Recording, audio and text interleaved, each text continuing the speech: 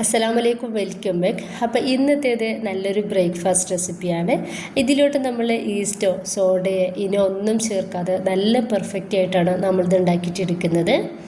അപ്പോൾ നമുക്കിത് ഉണ്ടാക്കുന്നത് എങ്ങനെയെന്ന് കണ്ടു നോക്കാം. കണ്ടുകൊണ്ടിരിക്കുന്ന സമയത്ത് നിങ്ങൾക്ക് ഇഷ്ടപ്പെടുവാണെങ്കിൽ നിങ്ങളുടെ എല്ലാ സപ്പോർട്ടും ഉണ്ടാവുക. ലൈക്ക് ചെയ്യാനും സബ്സ്ക്രൈബ് ചെയ്യാനും കമൻറ്റ് ചെയ്യാനും ഒന്നും മറന്നു പോകണ്ട. ഞാൻ 2 കപ്പ് പച്ചരിയും 1/4 കപ്പ് ഉഴുന്നും 1 ടീസ്പൂൺ ഉലുവയും കൂടി വെള്ളത്തിലിട്ട് നന്നായിട്ട് കഴുകിയിട്ട് വെള്ളം ഒഴിവാക്കിയിട്ട് കുതിർത്താൻ വേണ്ടിയിട്ട് വെച്ചിട്ടുള്ളതാണ്. അപ്പോൾ ഇത് നന്നായിട്ടൊന്ന് കുതിർന്ന് കിട്ടിയിട്ടുണ്ട്. ഇനിയിപ്പോൾ നമുക്ക് ഇതൊന്ന് അരച്ചെടുക്കാം. മിക്സഡ് ജാറിലേക്ക് ഇട്ടിട്ട് കുറേശ്ശെയായിട്ട് നമുക്കിതൊന്ന് അരച്ചെടുക്കാവുന്നതാണ്. ഞാനിത് ഒരു 3 പ്രാവശ്യമായിട്ടാണ് അരച്ചെടുക്കുന്നത്. അപ്പോൾ ഈ ഒരു വെള്ളം ചേർത്തിട്ട് തന്നെയാണ് നമ്മളിത് അരച്ചെടുക്കുന്നത് കേട്ടോ. ഈ ഒരു വെള്ളം നമ്മൾ ഒഴിവാക്കണ്ട, കുറേശ്ശെയായിട്ട് വെള്ളം ഒഴിച്ചു കൊടുക്കുക. ഒരിക്കലും ലൂസായി പോകരുത്, നല്ല തിക്കായിട്ട് വേണം നമ്മളിത് അരച്ചെടുക്കാൻ വേണ്ടിയിട്ട്.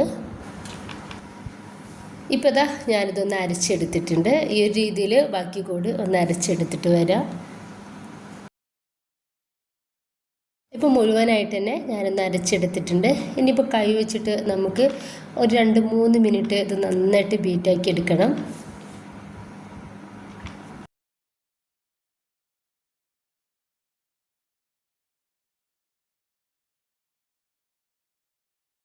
അതിന് ശേഷം ഇതൊന്ന് മൂടി വെച്ചിട്ട് ഓവർനൈറ്റ് ഒന്ന് റെസ്റ്റ് ചെയ്യാൻ വേണ്ടിയിട്ട് മാറ്റി വെക്കാം.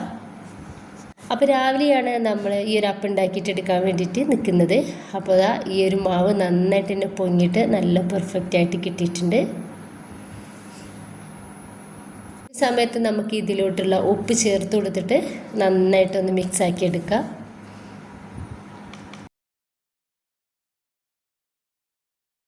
നന്നായിട്ട് ചൂടായിട്ടുള്ള പാനിലോട്ട് ഇതിൽ നിന്ന് ഒരു കയ്യിൽ മാവ് ഒഴിച്ചെടുത്തിട്ട് ചെറുതായിട്ട് നമുക്കിതുപോലെ ഒന്ന് ചുറ്റിച്ചെടുക്കാം.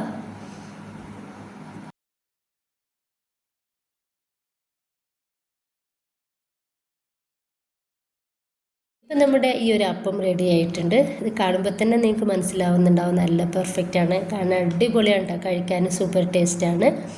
അപ്പോൾ ഞാനിത് മുഴുവനായിട്ട് ചെയ്തെടുത്തിട്ടുണ്ട്. ഭയങ്കര സോഫ്റ്റാണ് നമ്മുടെ ഒരു അപ്പം, നല്ല ടേസ്റ്റിയാണ്. അതുപോലെ ഈ ഒരു ചട്നി സൂപ്പറാണ് കേട്ടോ. അപ്പോൾ ഇതിൻ്റെ വീഡിയോ ഞാൻ ഇട്ടിട്ടുണ്ട്.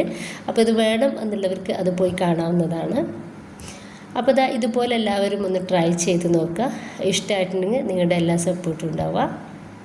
ഇൻഷാ അല്ലാഹ്. Okay, by.